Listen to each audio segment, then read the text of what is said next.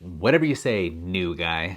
Tell you what, you last until Thursday, and maybe, just maybe, I'll remember your name for my retirement party on Friday. Hey there, I'm Permanent DM, the creator of All My Sty, and today's topic is about the one that lived.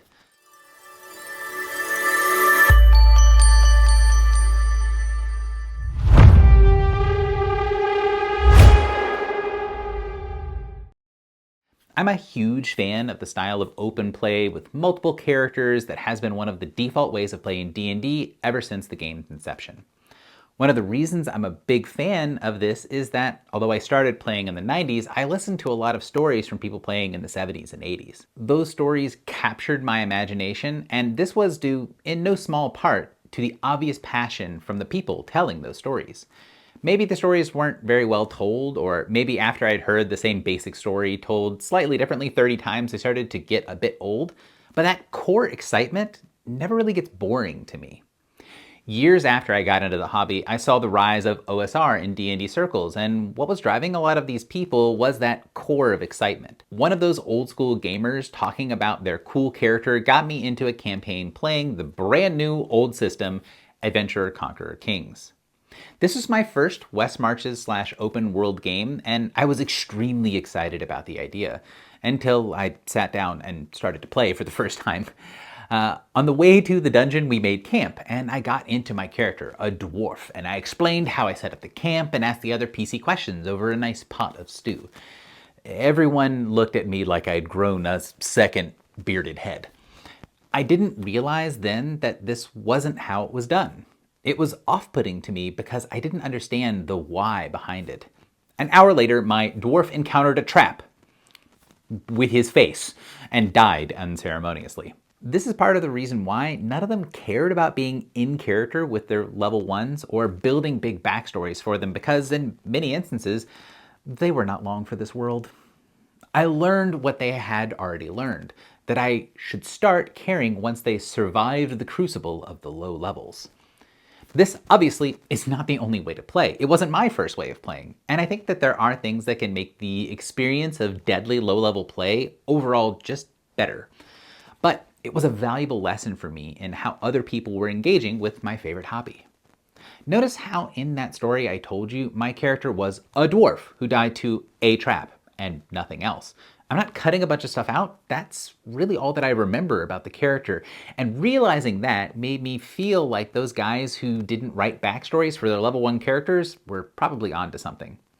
I played in several games in that campaign. At first, trying to give it the good college try, and then later I was really trying to understand why sometimes the game was really fun and sometimes I was waiting for the first opportunity to get up from the table. I couldn't connect those stories that people had told me with before to the game that I was experiencing. And then came Durstag Hammerhelm.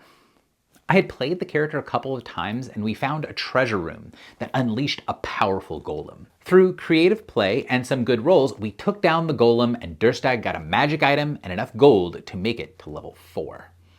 By this time of playing, I'd already lost a few other characters and was planning on leaving the campaign, but then I felt something new and different.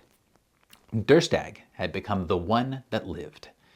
It's been well over a decade, and I remember his name, his 14 con, and I remember the magic belt that I would loan out to other adventurers for a fee, or for trading their magic items. But then there were issues when I wanted to bring anyone along who wasn't Durstag, because the other players all knew that level 1s were faceless follower NPCs, and Durstag was a real character. When I talked to my friends who'd been playing for many years, I found out I had missed one piece of the puzzle from the discussion earlier. I said how this character felt different and that I was thinking of quitting because their explanation of cool characters was so at odds with my experience at the table. That is when they told me that the character they had explained to me wasn't their only character in those games. The characters they had told me about were standing tall on a small mountain of nameless fighters. They were remembered because they were the ones that lived. That unique feeling stayed lodged in my brain even after I stopped playing in that campaign. I would think about it often over the years as I joined other West Marches games and chased that ideal, but it didn't really get anywhere of what I was thinking and how it would develop until I played in a game called The Guild. The Guild was very much not an old school game. It was a Dungeons & Dragons 4th edition campaign built around an interdimensional adventurers guild that let people bring in characters from anyone's private campaign world from another place to the central hub. There's a link in the doobly-doo explaining why this living game is a bit different from a West Marches game, but I really loved running for these players and playing in these games. I had a character that I still remember fondly whose shtick was that she was basically impossible to put down or really even stop in a meaningful way. I built her to be the one that lived. But then something was wrong. It felt off somehow. Yeah, my character was powerful and impactful, and role-playing her was always a blast. But the idea that she was the one that lived felt hollow, and I was struggling to figure out why that was. Why that thing that I was hunting for just wasn't fun now that I had it. Then I played in a session with a sorcerer whose entire gimmick was that they were a glass cannon, the glassiest of cannon. All offense, no defense, caution to the wind. In practice, they were just as much a survivor as I was. Which was to say, of course they were going to be the one that lived. We all were. Which then led me back to the OSR. I wanted death to be on the table so that I could earn the title of the one that lived. I played in an AD&D campaign, and when I died, it felt like this was progress, and each new attempt was setting myself up for success. And then there were successes, characters that I enjoyed, but I never really had a big success. I realized that playing to try not to die worked sometimes, but other times my progress was lost to an uncaring and capricious world. I didn't like that I had a goal, but I didn't really have a clear way to get to that goal. In 2020, I played a lot of games, and the ideas of what I wanted started to coalesce into one thing.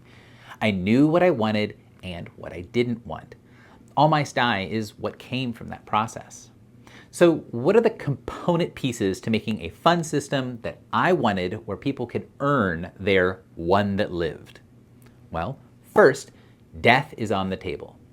The math in All My Sty is designed to support this idea. Early levels are very deadly, but as you progress, you get more and more tools to stay alive. Death is on the table, but it's less important the higher level you get. The next important part is danger has to be clearly telegraphed. Target numbers, or DCs if you're used to D&D, are public. You know how dangerous something is, and you have the tools to learn more specific. Danger is always telegraphed. You know what you're up against. 3, level 1 characters should feel desirable. You should want to bring them along. Skills in All My Sty are critically important, and you get a lot of skill points at level 1. And you spend them as you need them, not during character creation. Every level 1 character has Schrodinger's skills, so they can always develop into something useful for the group. Level 1 characters then become desirable because they're flexible. 4, the path forward should be clear. In All My Sty, like in many old school systems, getting gold gets you EXP, and you generally know how valuable stuff is when you encounter it. The path is clear because the path is paved with gold. Number 5, not everything is lost when someone dies. In every OSR game I've ever been in, when a character dies, there's a strong desire to keep something of that progress that has been hard fought and achieved. Bob the thief is dead. Long live Bob's brother Fred, the thief who has thus far been not mentioned. In All My Sty, you play as a family of characters, and your progress is shared in part with your family, so that you might lose your favorite mouse, but not everything is lost when they die. Higher level characters in All My Sty can even pass the torch when they die. This feature allows for family members of the dead character to carry a memento of that original character and get bonus experience. If they live up to the legend of Big Brother or Uncle, they can celebrate by measuring up their new character to the old one in a unique way. But if I've done my job right, that one mouse that lives will do so with all the corpses they've stood on as part of their story. So chasing that character that survived despite all the odds and relishing in boring people to death with their tale for years to come is still the goal in All Mice Die.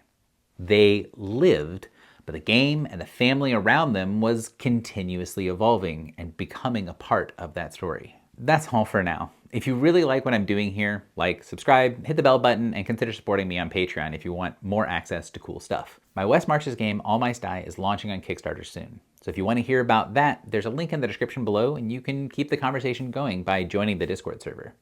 Because at the end of the day, Wes Marches is all about community. Until next time, thanks for watching.